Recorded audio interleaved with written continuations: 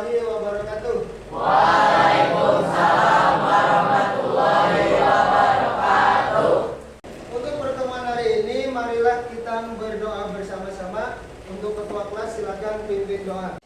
Sebelum kita belajar, mari kita membaca Al-Fatihah bersama-sama. Membaca Al-Fatihah dimulai. Bismillahirrahmanirrahim. Alhamdulillahirabbil alamin. Ar-Rahmanirrahim. Baik, Nana hari ini apa kabarnya? Sudah makan? Siapa yang tidak masuk hari ini? Semua masuk? Alhamdulillah. Untuk pembelajaran kali ini kita belajar ngaji Quran dulu. Kebetulan saya sudah katakan Quran surah Al-Baqarah ayat 43 bersama-sama dulu.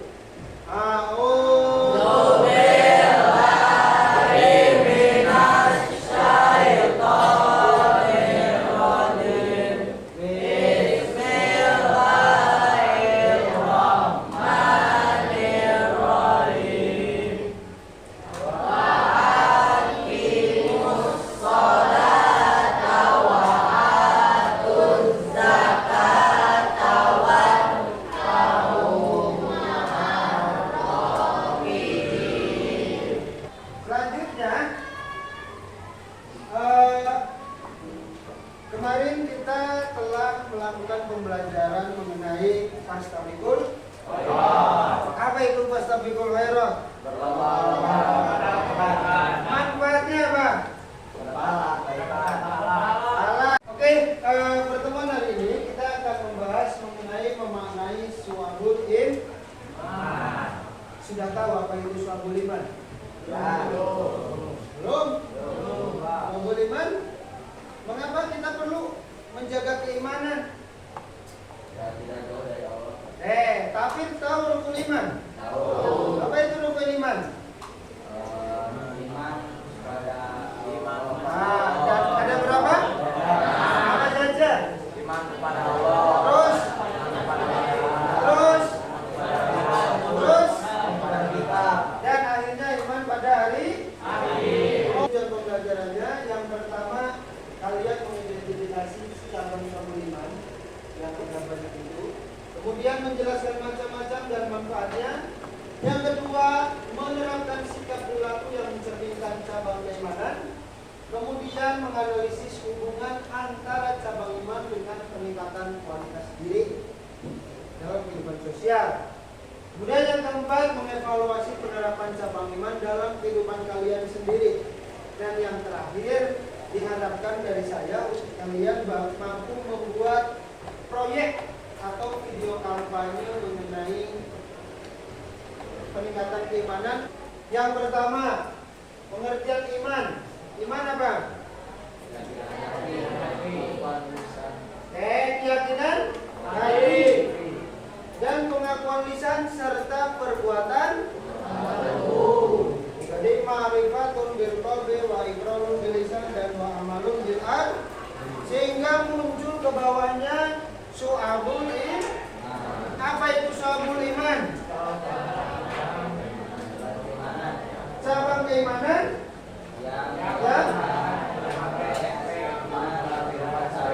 yang menggambarkan berbagai macam aspek keimanan dalam kehidupan sehari-hari. Itu ada Al-Quran, Quran surah ayat 54 dan hadis riwayat bisa dibaca? Jelas? Oke, menurut dalil ini yang ini bahwasanya ini dengan dibuktikan adanya makhluk ciptaan Allah. Kemudian ini menurut Imam Ghazali, hadis riwayat Muslim itu ada 77. Yang paling utama adalah mengucapkan la ilaha illallah, dan yang paling rendah atau yang paling kurang menyingkirkan apa yang menghalangi orang di jalan dan malu. Selanjutnya klasifikasi iman. Itu ada 3. Ma'rifatun bil qauli wa iqrarun bil lisan dan mu'amalun bil an. Ma'rifatun bil qauli contohnya seperti keyakinan dan niat yang ikhlas. Wa amalun bil arkan itu adalah melaksanakan ibadah. Dan iqrarun bil lisan mengucapkan dua kalimat syahadat. Bisa dipahami? Oke, lanjut. Contoh problematika suatu iman dalam kehidupan sehari. Yang pertama adalah menjaga aman. Kenapa kita perlu menjaga amanah? Karena amanah itu adalah tanggung jawabnya pada siapa? Pada yang memberi amanah dan kepada diri kalian nanti di akhir. Ya. Kemudian yang kedua berkata baik. Contohnya dengan mengucapkan kalau misalnya kalian dapat nilai 100, ucapkan alhamdulillah. Kalau dapat nilainya yang tidak baik, ucapkan astagfirullah. Yang ketiga berbuat baik kepada sesama. Kalau ada temanmu sedang kesusahan, maka kalau ada temanmu yang butuh bantuan, maka bantu. Dan yang terakhir menjaga sholat 5 waktu, terutama pada sholat berjamaah. Manfaatnya ada 3. Yang pertama memperkuat iman atau keyakinan. Yang kedua motivasi untuk berbuat baik. Yang ketiga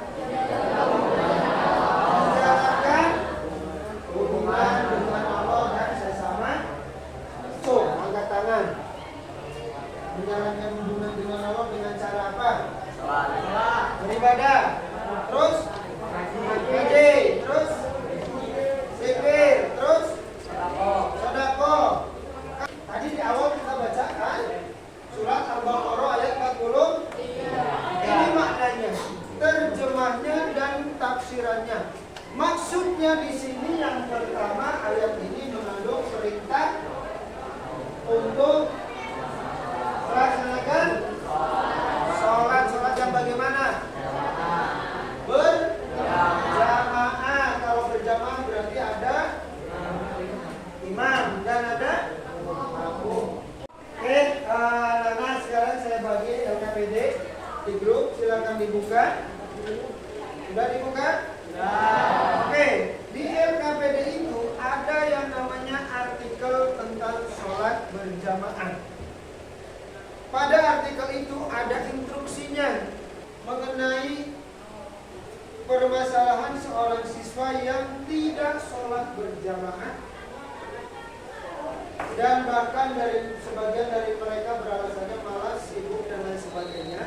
Silakan kalian bersama kelompok, karena sudah saya buatkan kelompok kan. Ada 5 kelompok, satu kelompoknya berisi 5 sampai 6 orang. Sudah berkelompok? Sudah. Nanti kalian diskusikan dengan teman kelompok kalian. Susun pertanyaan untuk mengurai masalah itu. Dan carikan solusinya, bagaimana biar siswa itu bisa sholat berjamaah. Silakan diskusikan. Kalian lihat di sekitar kalian di sekolah banyak yang tidak sholat kan? Ya kan?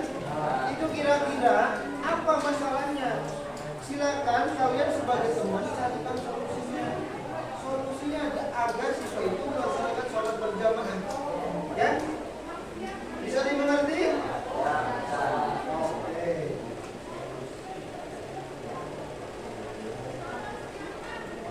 Kalian bisa mencari informasinya silakan pada Al-Quran, ayat yang berhubungan, atau pada buku pelajaran. Bisa? Nanti kalian cari aja contoh konkret di lingkungan kalian. Misalnya ada orang yang tidak sholat, itu apa masalahnya? Kasih solusi. Susun pertanyaan itu, kenapa sih orang itu tidak sholat? Ya?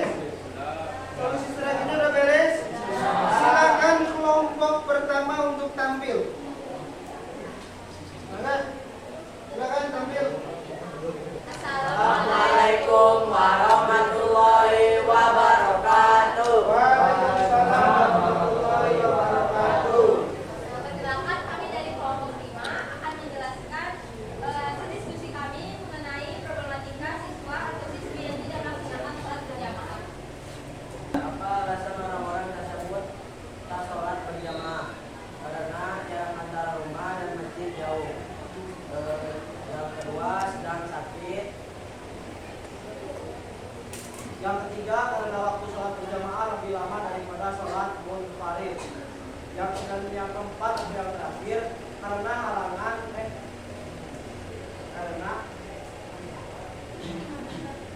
karena hidangan makan telah tersedia. Lalu yang kedua, kami akan menyebutkan dalil terkait tentang ajakan sholat berjamaah agar orang-orang tersebut ini melaksanakan sholat berjamaah. Dalil yang pertama ada surat An-Nisa ayat 102 dan dalil yang kedua ada surat Al-Baqarah ayat 40. Lalu ada hadis riwayat Muslim nomor 1044 dari Abu Hurairah dan hadis riwayat Bukhari nomor 565 dan hadis riwayat Muslim nomor 1080. Lalu yang terakhir ada hadis riwayat Bukhari nomor 609 sampai 610 dan hadis riwayat Muslim nomor 1036 dan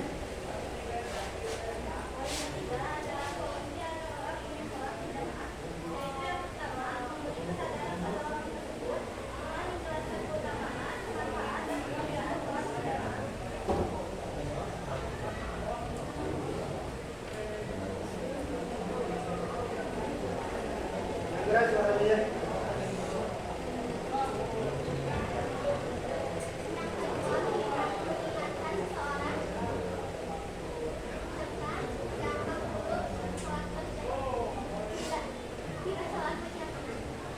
Seorang yang berjamaah biasanya satu, dia akan bertemu dengan sesama muslim di masjid kan?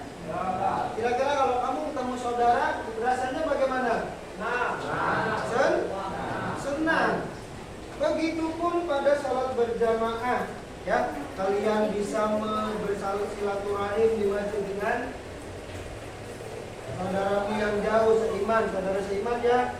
Kalian bisa menggugurkan dari salaman ketemu di masjid itu, menggugurkan dosa-dosa kita.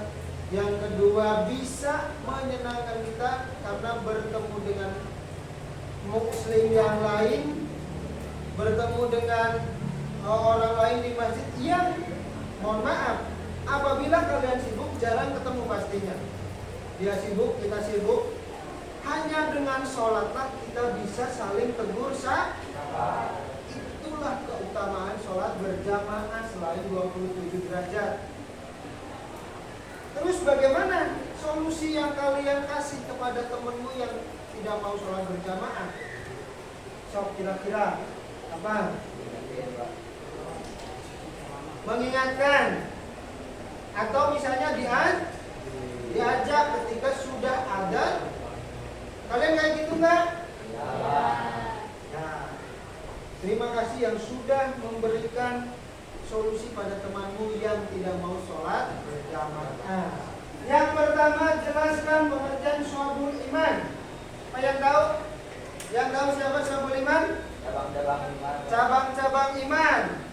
Dalilnya Quran surat apa? Ayat. Terus hadis riwayat Muslim. Yang kedua, 3 contohnya tentang syu'abul iman yang berkaitan dengan perilaku kita sehari-hari. 3 saja. 1, menjaga lisan. 2, salat. 3,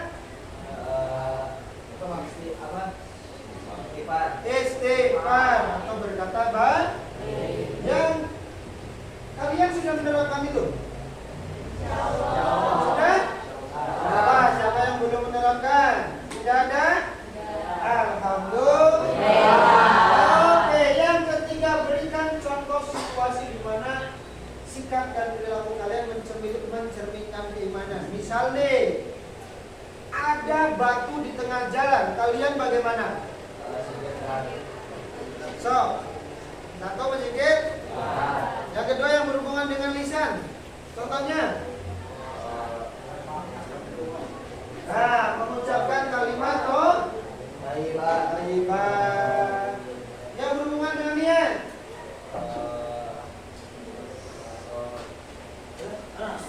Coba yang berhubungan dengan niat apa?